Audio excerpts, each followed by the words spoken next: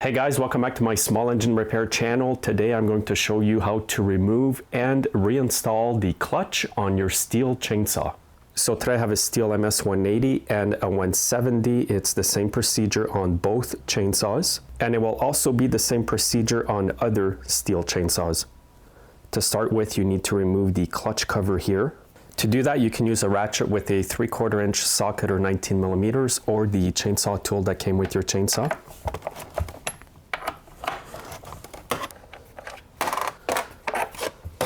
Next, remove the bar and chain.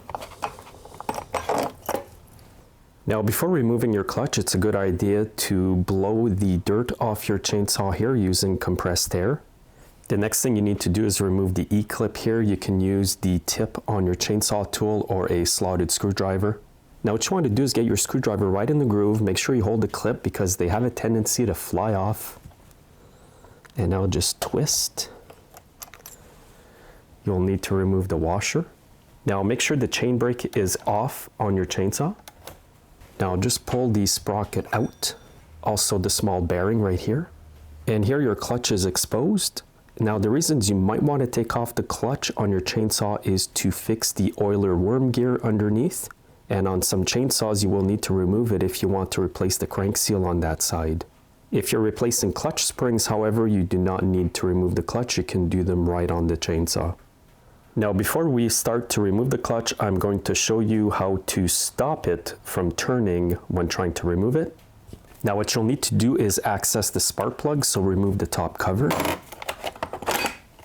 Now, remove the spark plug boot and the spark plug. You can use your chainsaw tool or a ratchet with a 19 millimeter socket. Now with the spark plug off, I'm going to access the hole to lock up the engine so that when I remove the clutch, the whole engine isn't turning with it. Now to do that, I'll show you three options. You can use a nylon rope, the STIHL piston lock tool, or another piston stop tool here. I'll show you the one that I prefer out of the three to remove the clutch. Now the first tool is a piston stop tool that you can screw into the spark plug hole here. You want to make sure it's a 14 millimeter threaded piston stop tool. Now this tool would lock everything. So you can see the clutch is locked. Now the second tool is a piston stop tool from STIHL. The part number's under the video description as well. Here it is. This one's made of plastic, so there's less chance of damaging the internal parts of your engine with this tool as compared to the metal piston stop here. So this tool here, what you would do is insert it into the cylinder, and you could lock it up this way as well. Now, not everybody watching the video today will have those tools, so your alternative could be a nylon rope like this. However, if you do use this, be careful. Then shove in as much of the rope as you can. And then it will lock up your piston in the cylinder so that you can remove the clutch. However, if you do use the nylon rope, make sure that when you insert it into the cylinder that the rope is not going through the exhaust or intake port, because what will happen is the piston will be pushing like this against the rope. You can damage the parts. You can also shear the nylon rope, and some of the rope may be stuck inside your engine. So what you want to do is get the rope in when your piston is past all the ports in your cylinder. If you can do that, it's very safe to do it this way because the rope has a lot of give to it. You will not damage parts if you do it the proper way. My preferred method for these small chainsaws is the plastic piston stop tool. You can go to your dealer and buy them. Just specify which chainsaw you want it for. So what I'm going to do is insert the tool.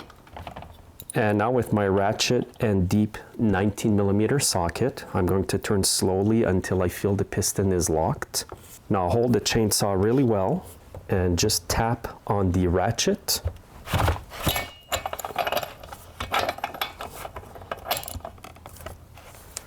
It might take a few tries. And now the clutch is loose, and remember that it is reverse threaded. Now just pull on it. Now just a caution here, you don't want to use an impact to remove your clutch because the forces of the impact may damage your chainsaw. For example, you could shear the flywheel key on the other side or damage parts on your clutch. Now once you remove the clutch, there will be other parts. There's your oiler worm gear to oil the bar and chain. So you may want to check that if you do any work to your clutch. And you always want to look for the threads here on the oiler worm gear. Sometimes the threads get stripped or the little arm here breaks apart. And this chainsaw is very clean, so if yours is dirty, just clean it while you have it all apart. Now put the parts back on. Examine your clutch. This one's in really good condition because this chainsaw is almost new. Now once you're done doing all the work you had to do to your chainsaw, just reinstall the clutch. Spin it backwards. Remember, it's reverse threaded. Now I still have the piston lock tool in there, so I'm just going to spin the clutch backwards until I feel it lock on the tool. And again, to tighten it up, just grab your ratchet and the socket. Now use common sense when tightening it up. I don't have the torque specs offhand here. You can Google them. I just snug it up fairly tight, but I don't overdo it. Once you install the bar and chain, it will tighten up itself.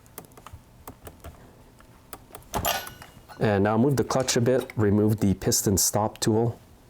Now it doesn't matter what order you do this in, but I will install the spark plug in the cover right away.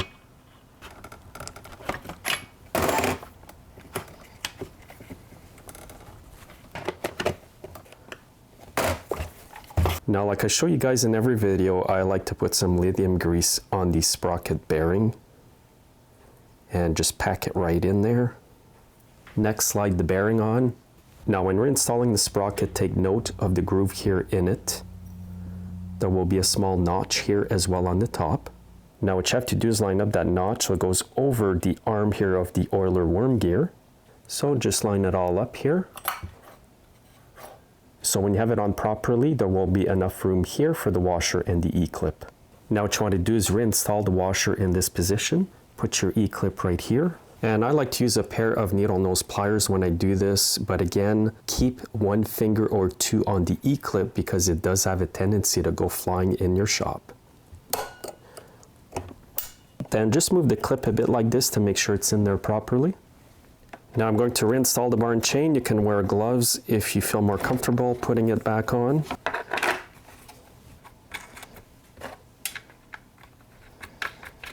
Now my little chainsaw here has a side adjuster. If you're wondering why, I made a previous video that shows how to convert your MS170 to one with a side adjuster. Now I've got the link in the notification in the top right hand corner of your screen right now, and the link is also in the video description. So now just tighten up the two nuts accordingly. Again, use common sense. We're not working on the space shuttle here, as I've said for many, many years.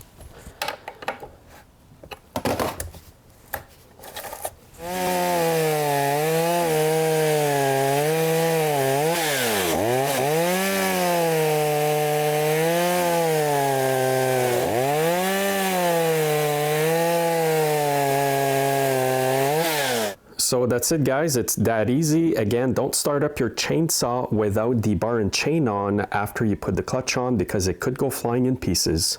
So make sure to check out the links under the video to other videos relating to chainsaws. Also make sure you're subscribed to my channel. I've got over 1,200 small engine repair videos in my collection. Thanks for watching, and also make sure you're following me on Facebook, Twitter, and Instagram, and have a great day.